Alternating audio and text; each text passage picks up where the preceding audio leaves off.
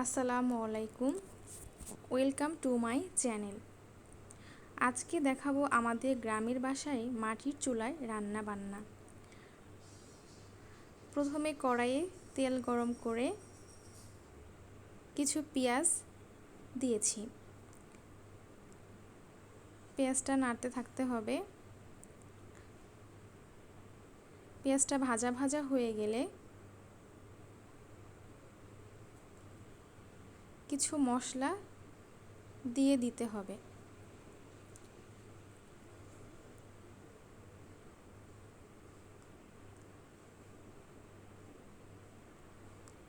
যেমন জিরা বাটা,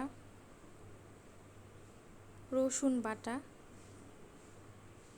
কাঁচামরিচ বাটা,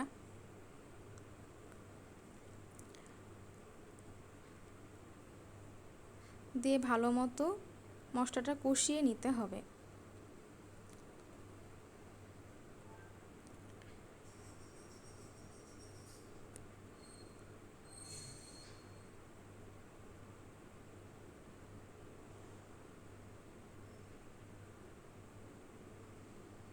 মশলা কষানো হয়ে গেলে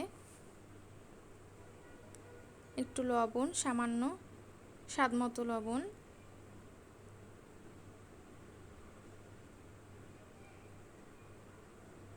হলুদের গুঁড়ো দিয়ে আবার নাড়তে হবে। মশলাটা ভালো মতো কষিয়ে নিতে হবে। মশলা কষানো হয়ে গেলে আমাদের পুকুরের দেশি মাগুর মাছ কিছু পিস দেওয়া হয়েছে, ওগুলো ভালো মতো কষিয়ে নিতে হবে। কষানো হয়ে গেলে মাছগুলো বাটিতে তুলে নিতে হবে।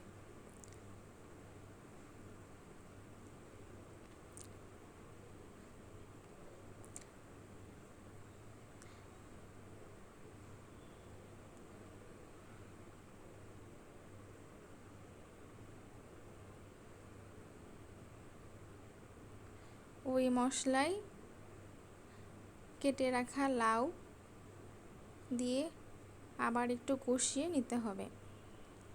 কষিয়ে নেওয়া হয়ে গেলে সামান্য পরিমাণে একটু পানি দিয়ে দিতে হবে।